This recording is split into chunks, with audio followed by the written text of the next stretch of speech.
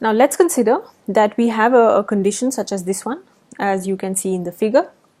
We have a state of stress for sigma 1 and sigma 2, and you have the yield surface given over here, and the state of stress or the state of the condition that we introduced before as A and B are also shown to you. So of course we are moving in this direction for A to B. Now we know that we are going to apply a certain load increment, and for the correct possible equilibrium errors, so that we have A in equilibrium, we can always augment this certain load with an extra load. I'm going to show how you can do that. First you need to of course generate your global stiffness, the global tangent stiffness matrix as KT for the entire continuum at state A. That for the unknown displacement that you're looking for when a certain incremental load is applied. And in this case, the incremental load R can be given as this change in load from A to B plus a small augmented load, which can be given as RA, which was a load at step A, minus a summation of your element or your behavior times the stress at A over the entire volume, which is summed up, or let's say integral, which is summed up over the entire volume for all the nodes. So this behavior, this is the extra augmented load that you can add to make sure that your state A is in equilibrium. Okay, so once you have this, we can update, we can solve for the displacement, which is given as delta UAB, and we have to obtain the stress increments at a sampling point inside the element. Just as a simple reminder, all the sampling points inside the elements are generally the Gauss points. For simplicity and computational efficiency, you can have more than, of course you can have more than one Gauss point, but in this case you can also consider you just have one Gauss point in one element. Yeah? You can also have multiple ones. So at the sampling point, we can find out the displacement delta UAB. Once you have found out this unknown displacement delta UAB, then you can update your UB, which is displacement at state B, to be given as UA plus the one you have just found out. Using this, we can then also calculate the change in the strain for AB, which is given as the behavior B, which contains the shape functions, times the change in U for AB. And this is of course these are for all the degrees of freedom because it's with the shape function. Now, if you're looking at a certain sampling point in your structure and finding out your strain, you can calculate the stress at this point. So for a certain load increment from A to B, you have a certain strain which you have calculated over here, and using this strain you can find out a trial stress update. And this trial stress update is equal to the stress at the state A plus elastic modulus times the strain. You can write this as AB. Now, at this situation, we would like to find out if our state is still in an elastic condition. So we need to make a check for the yield function.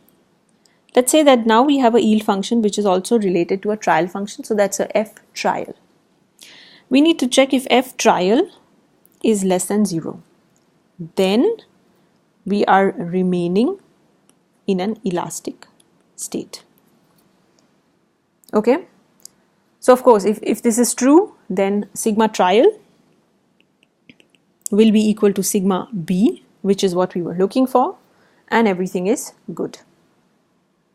However, we may have a situation where this is not true. Then what happens? Then of course we are overshooting, but we would like to achieve a certain point which is still within the elastic range. So that is now our a second case that I would like to bring up.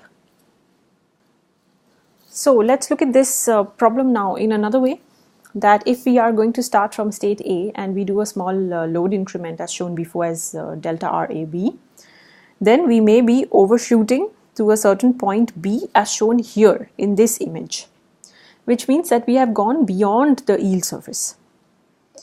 Yeah. So what we need to do in this case is to check whether we check the F trial, and if the F trial is greater than 0, then we need to do something extra so that we can come back into the elastic range. So we make sure that the step we took is actually elastic. Now you have seen this before. So if F trial happens to be greater than 0, then we need to calculate a certain fraction beta. Of course, I won't go about repeating everything about what is beta, how do we calculate it, etc. But this is an important one here. So we have to determine this fraction beta to make sure that the step is elastic. We've already solved this for a 1D problem before. Now, let's say that we have a certain point C over here on the yield surface where the FC is equal to 0. And the stress sigma C is equal to sigma A plus a certain fraction beta times the elastic modulus with the change in strain from A to B. So therefore, if we have at point B is a certain stress called sigma trial, then we need to find out to get back, we need to find out a certain ratio or fraction beta such that beta times sigma delta sigma AB is going to equal to this sigma C, so that it's on the yield surface.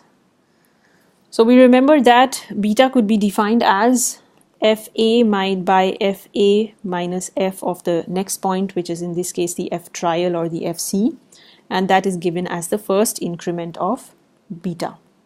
Now in the same way, you can also have the first increment of sigma C, which is sigma C1 is equal to sigma A plus beta 1 E delta epsilon A B.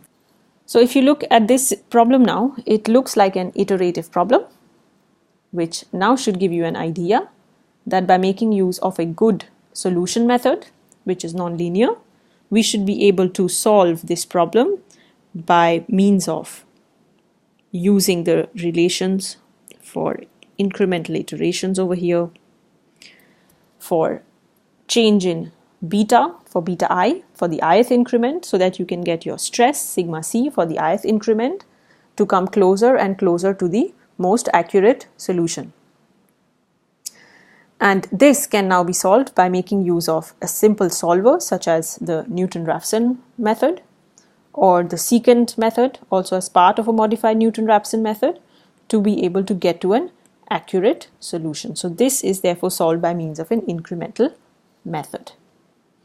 So of course your starting values for any problem is that the I is equal to 1, the beta is going to be 0, and your stress at the point 0 or the initial state is going to be sigma A. And then so on, you would go on to find out beta 1, sigma C1, beta 2, sigma C2, depending on how many iterations are required before you get to the state you are looking for.